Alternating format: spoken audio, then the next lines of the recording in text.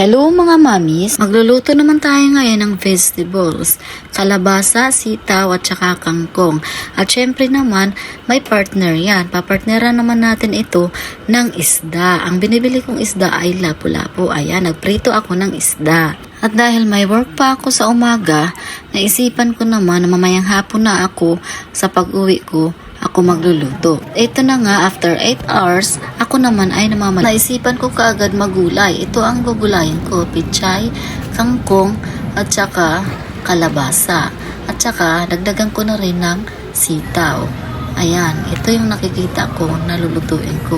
At pagkatapos, syempre, magpiprito rin ako ng isda, partner natin, o diba? At ito nga pala ang ating mga ingredients. Ayan, at ang gamit ko lang dito na panimpla ay ang oyster sauce at saka seasoning. Wala akong asin dito na nilalagay. At tara, umpisa na natin magluto. Unahin muna natin ang kangkong. Ayan, ganyan ang aking paggawa sa kangkong. Iniiba-iba ko ang tangkay ng kangkong at ang dahon. Hindi ko sila pinaghahalo-halo. Ayan. Pagkatapos, tinitingnan ko bawat isang dahon kung may uod ba. Kasi syempre, tayo yung kakain. Kailangan malinis na malinis. At kung malaki naman, medyo malaki, pinagaano ko siya, niliit-liit ko. Ayan. Para maganda ang pagkaluto ng ating mga kangkong mamaya. At pagkatapos, hinuhugasan ko pa talaga siya. At ito naman yung ating mga tangkay. Hinihiwa-hiwa ko siya ng ganyan. No? Ganyan ang paghiwa-hiwa ko para medyo manipis naman siya at lutong-luto mamaya. Pero nasa sa inyo lang naman. Pwede rin namang hindi gaganyan-ganyan rin. Kaso ako kasi, gusto ko yung maarte lang yan, day. Hindi naman, pero ewan ko, nasanay lang kasi siguro ako noon nung nakikita ko yung mama ko na gumagawa ng ganyan. Kaya ginagaya ko na lang din. At pagkatapos, hinuhugasan ko pa talaga yan. Ayan, hinuhugasan ko para maging malinis. At pagkatapos, hinahanda ko na ang ating sibuyas para mamaya igigisa na lang natin. Ayan, binabalatan ko at hiniwa-hiwa ko din ng pino. Baka ayan, magtataka kayo kung bakit ako magigisa na walang bawang. Oo, wala. Si mamaya, lalagyan ko naman siya ng dried garlic. O siya, sige, magpainit na tayo ng mantika sa ating kawali para mamaya sa ating paggisa ng ating gulay. Ayan. At kapag ito ay mainit na, pwede na natin itong ilagay ang ating sibuyas. Ayan, paghalo-haloin natin ng konti. At pagkatapos, ilagay na natin ang ating tangkay. Una natin ilagay yung ating tangkay kasi medyo siya makapal-kapal at medyo matigas maluto. Hindi katulad sa mga dahon na mabilis lang naman ito maluto. Ayan, paghalo-haloin lang natin saglit at mamaya konti, titimplahan na natin. At ito yung aking panimpla. Ito yung seasoning. Hindi ko na siya nilalagyan ng salt or asin. Ayan, pero depende rin sa inyo kung gaano kadami sa panimplan nyo. Ayan, at pagkatapos, hinalo-halo ko lahat para ang lahat ay maging malasa ba. Oo, ayan. Oo, diba? Ayan, ganyan at lang. Mga 2 minutes, isunod na natin ngayon ang paglagay ng ating oyster sauce. Ayan, pampasarap din ito sa ating mga gulay. Ayan, pagkatapos, halo-haluin lang natin ng halo-haluin. Ayan, kasi mamaya konti, lalagyan naman natin ito ng paminta. Ayan, no, nilalagyan natin ng paminta. Nasa sa inyo din kung gusto nyo damihan or kaunti lang. Pero ako, dinadamihan ko. Kasi para sa akin, mas masarap pag maraming paminta. Ayan. Ganyan lang. At kapag medyo luto na siya, hindi rin natin siya gaanong lutuin talaga. Yung half cook lang ba? Ayan. Yung tama lang ang pagkaluto. Ilagay na natin ngayon ang ating mga dahon. Ayan. Saglit lang itong mga dahon natin lulutuin kasi saglit lang talaga ito maluluto. Ayan. Pan lang natin saglit. At maya-maya, bubuksan na natin kasi luto na talaga ito. Ayan. At kunting halo-halo lang dito. Ito, nangangamoy na nga siya. Ang bango ng aroma niya. Sarap po. Mukhang masarap na siya. Ito, mamaya-maya konti. Ilagay na natin ang ating dried garlic. Ayan. Ito, lalagyan na natin siya. Ayan, at pagkatapos, luto na yan. Pwede na natin siyang haonin at kainin. Ready to eat na siya. Ito na siya. Diba? Oh, bango na. At halo-haluin lang natin para maghalo-halo lahat ang ating dried garlic sa ating kangkong. At pagkatapos, haunin din natin kaagad. At ito na siya, oh, sarap. At ngayon naman, isunod naman natin ang ating kalabasa at sitaw. Ganito lang ang ginawa ko sa ating kalabasa. Una, binabalatan ko siya. At pagkatapos, hinihiwa-hiwa ko din. Ayan, hindi naman din siya gaanong pinong-pino ang pagkahiwa, yung tamang-tama lang.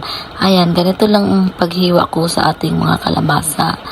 Ayan, at isunod naman natin ngayon ang ating sitaw. Ayan, hinihiwa-hiwa din natin ng ganito lang din kapino. Ayan, ganyan lang. O, diba? Ganyan lang siya. At sinasama ko lang din siya sa ating kalabasa. Ayan. Kasi mamaya, pagkagisa, sabay din naman yan sila. Ayan. At hugasan muna natin ito para naman malinis. Ito na nga, nagpainit ako sa ating kawali.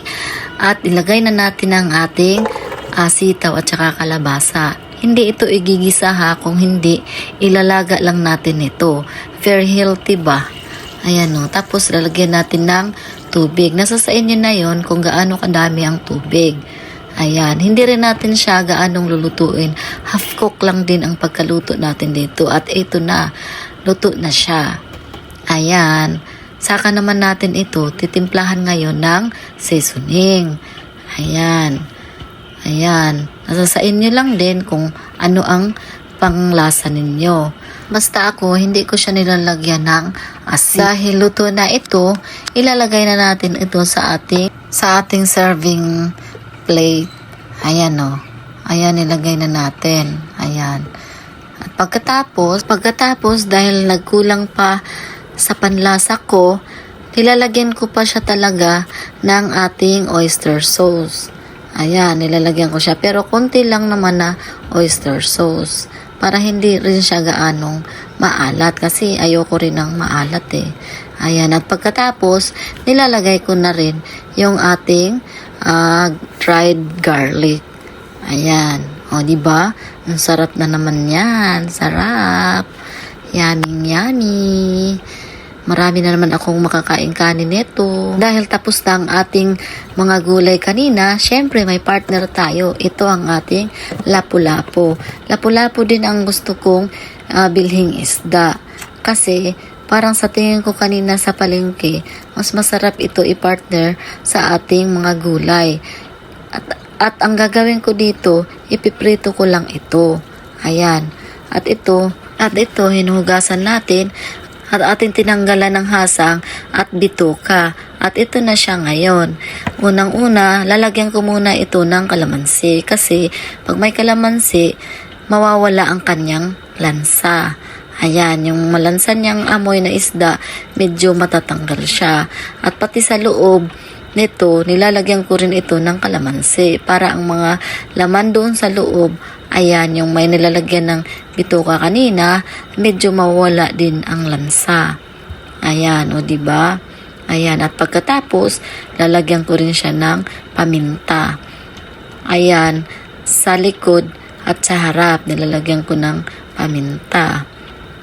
Ayan, para ba makasup-sup din yung yung makasukba yung lasa talaga sa ating isda. At pagkatapos, nilalagyan ko na rin ng seasoning. O, ayan, pati sa likod din. Ayan, para pati dito sa may tiyan banda niya. O, ayan, o, diba? Sarap talaga yan mamaya. Nafe-feel ko na talagang masarap ito mamaya. At pagkatapos, ito, nilalagyan ko na rin ng oyster sauce. Kasi dalawa lang yung panimpla natin eh. Oyster sauce at saka itong ating seasoning. Ayan. O, diba? O, tapos na. At ito, ibababad natin ito ng mga 10 minutes. Ayan. Para talaga makasok ba siya sa ating isda. Ayan. Bago ko ihanda ang ating kawali, hinahanda ko muna ang ating dairy cream. Ito yung gagawin nating mantika. At lalagyan din naman natin siya ng mantika. Ayan. Para maghalo ang bangon niya. Ayan, kaya nilalagyan natin ng dairy cream. Ayan, i-melt muna natin itong dairy cream bago natin ilagay ang ating mantika. Dahil nag-melt na ang ating dairy cream, ilalagay na natin ngayon ang ating mantika. Ayan o, lalagyan natin siya ng mantika. Medyo madami-dami din ng mantika ang ilalagay natin. Ay yung iba nga, sobrang dami talaga. Pero ako, tama na ito. Sa tingin ko kasi isa lang naman yung isda ko rin. Kaya okay na sa akin itong mantika na to kadami. Ayan, at ito, ilalagay na natin ang ating isda. Dahil mainit na ang ating mantika. Ayan o. Oh, ang bango-bango. Ang sarap ng aroma niya. Oh, dahil kasi ito sa dairy cream na nilagay natin. Ayan. At pagka alam natin na medyo luto na sa ilalim, hindi na yan didikit doon sa ilalim ng ating kawali. Ayan. Pwede na natin itong baliktarin. Ayan o. Oh, diba? Oh, ang sarap ng kanyang pagkaluto oh. Ayan oh. Oh. Tamang-tama talaga ang pagkaluto niya sa malapit na siyang maluto. Natakam-takam na talaga ako. Parang sarap-sarap ng kumain. Ayan no, kasi ang partner natin ay gulay. O, diba? Very healthy tayo ngayon. Healthy food tayo ngayon. Kasi minsan naman, hindi lang tayo palaging mga karne, ganyan. Minsan, magulay din tayo. Pero, yun nga, mas maganda rin kung may partner na isda. Diba? At ito, binaliktad ko pala sa may tiyan banda para crispy rin siya. At habang hinihintay na lang natin ang pagluto ng ating isda, hinahanda ko naman ito ang ating toppings. Ayan, lalagyan ko pala siya ng sibuyas dahon. Ayan o, ganyan ang pagkahiwa ko ng sibuyas dahon at ang ating garlic fried. Dried garlic. O, ayan. O, at dahil luto na siya, haunin na natin ngayon ang at ito na siya. O, diba? Ang sarap-sarap, crispy. At ilagyan na natin ngayon ang ating toppings. Ayan. O, diba? Ang sarap na kumain. Natatakam na ako. At sana nagustuhan nyo ang aking recipe na naman ngayon. At kung nagustuhan nyo naman, please naman follow, share, and like. Ayan. Thank you for watching guys. God bless everyone. Ayan, kain muna tayo. Oh. Sarap. Sarap-sarap talaga nito. Hindi na nga ako kumakain ng kanin eh. Kasi parang ang gusto ko gulay na lang ang kakainin ko. Diet na rin. Oh, di ba? Oh, ang sarap ng kain oh. Kain tayo guys. Ayan, thank you for watching.